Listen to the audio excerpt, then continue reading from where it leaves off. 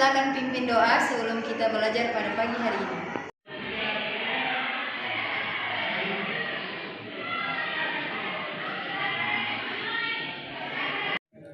Teman-teman, sebelum kita memulai mata pelajaran hari ini, marilah kita terlebih dahulu berdoa. Berdoa mulai. Bismillahirrahmanirrahim. Rabbi zidni ilman warzuqni fahman. Amin. Baik anak-anak, sebelum pembelajaran dimulai, Ibu absen dulu ya. Iya, Bu.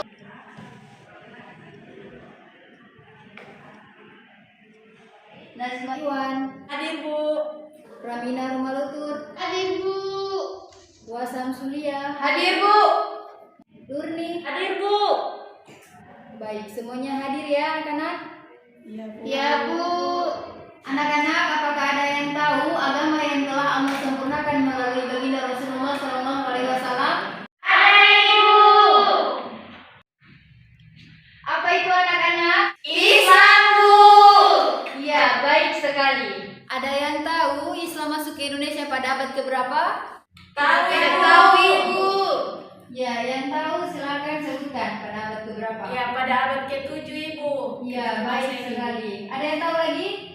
Pada abad keberapa? Ke-11, Ibu. Baik sekali. Berikan aplaus untuk kita semua. Jadi anak-anak sekalian, boleh perhatikan di slide yang telah Ibu tampilkan. Baik anak-anak sekalian, mohon perhatiannya. Di sini kita akan belajar tentang Islam Nusantara. Ibu akan menjelaskan tentang sejarah masuknya Islam ke Nusantara. Tujuan pembelajaran kita pada hari ini adalah anak-anak mampu menjelaskan tentang sejarah masuknya Islam ke Nusantara. Yang kedua, anak-anak mampu menyebutkan proses masuknya Islam ke Nusantara. Baik anak-anak sekalian, sejarah masuknya Islam ke Nusantara yaitu melalui 5 tahap. Yang pertama ada perdagangan, yang kedua ada perkawinan, yang ketiga ada pendidikan, yang keempat ada tasawuf, dan yang kelima ada kesenian. Baik anak-anak sekalian, yang pertama adalah Islam masuk ke Nusantara melalui perdagangan, yang dimana masyarakat dari Jazirah Arab datang ke Nusantara untuk menjual barang dagangannya mulai dari abad ke-7 Masehi sampai ke abad 16 Masehi.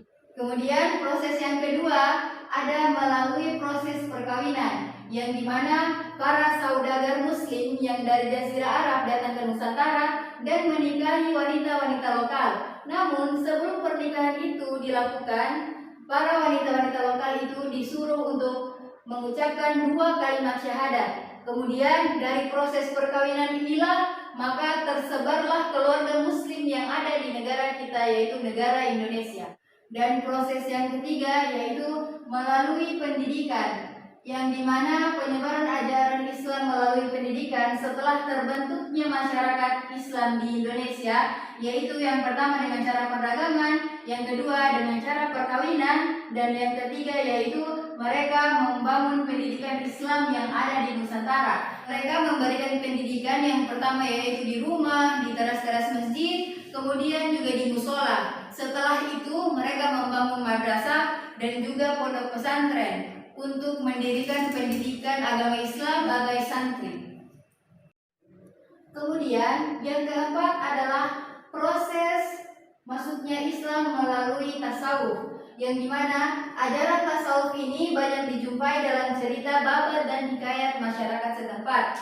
Para tokoh tasawuf yang ada di Nusantara ini, yang pertama ada Syekh Hamzah Mansuri, Syekh Samsudin, Syekh Abdul Samad, dan Syekh Nuruddin Ar-Raniri. Kemudian proses yang terakhir adalah melalui kesenian, yang dimana penyebaran agama Islam di Indonesia terlihat pula dalam kesenian Islam seperti peninggalan bangunan, seni pahat, seni musik, dan seni sastra. Hasil seni ini dapat pula dilihat pada bangunan Masjid Aceh, Demak, Cirebon, dan Banten. Kemudian pada slide yang terakhir anak-anak bisa lihat di atas Islam Tempo Dolo, yang dimana pada 3 gambar di atas ini adalah sejarah peninggalan Islam di zaman dulu. Yang pertama ada Masjid Demak, yang kedua ada Masjid Cirebon, dan yang ketiga adalah Masjid di Banda Aceh.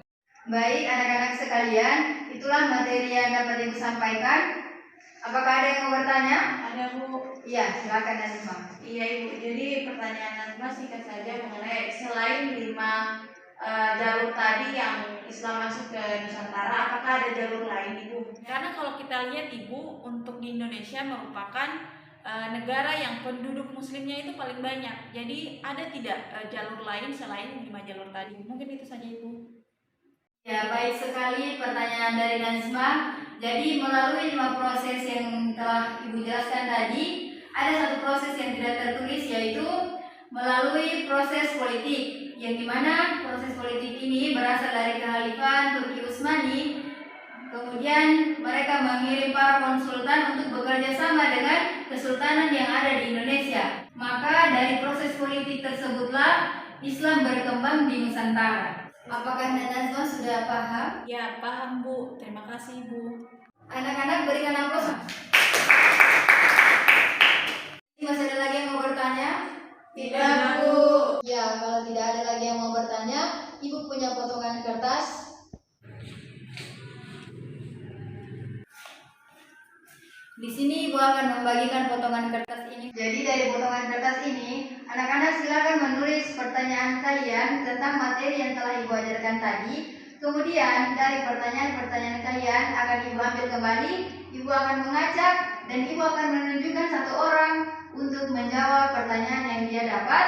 Kemudian setelah dia menjawab pertanyaan itu, dia menunjuk temannya untuk menjawab soal yang lain. Ini untuk Nazma, ini untuk Samsulia, ini untuk Murni, dan ini untuk Ramina.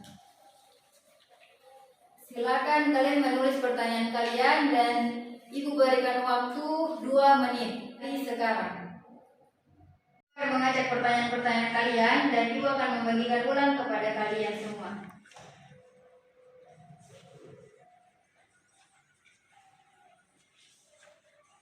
Ya, apakah semuanya sudah terbagi? Sudah, Ibu.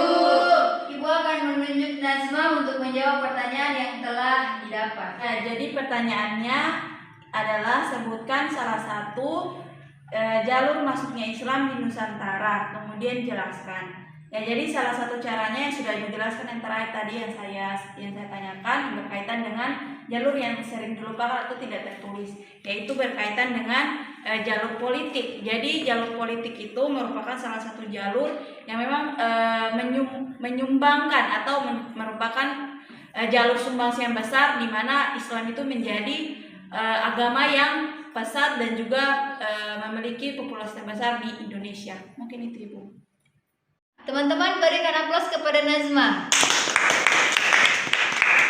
Ya, jadi jawaban yang telah disampaikan oleh Nazma itu sudah cukup baik, karena yang tadi telah Ibu jelaskan ada 5 jalur masuknya Islam ke Nusantara, dan ada satu jalur yang sering terlupakan atau tidak tertulis, yaitu jalur politik yang telah dijelaskan oleh Nazma. Baik sekali. Kemudian Nazma silakan menunjuk temannya.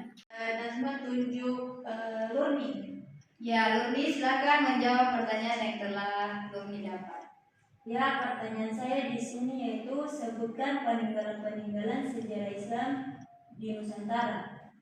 Jadi peninggalan Islam di Nusantara yang pertama yaitu Masjid Demak, yang kedua yaitu Masjid Cirebon, dan yang ketiga adalah Masjid di Banda Aceh. Ya, bagus sekali. Ayo teman-teman berikan aplaus kepada Lurni.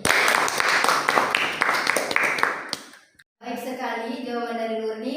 Ibu akan sedikit menambahkan tentang peninggalan-peninggalan yang ada di Nusantara dari zaman dulu dan masih ada dan masih dilestarikan hingga saat ini. Yang pertama ada seni pahat, seni sastra, seni musik, dan yang tadi telah Lurni jawab yaitu peninggalan masjid seperti Masjid Demak, Masjid Aceh, dan yang lainnya. Baik anak-anak, dari penjelasan yang telah Ibu jelaskan dan juga dari jawaban-jawaban yang telah anak-anak jawab, di sini ada yang bisa memberikan kesimpulan dari materi yang telah selesai ini?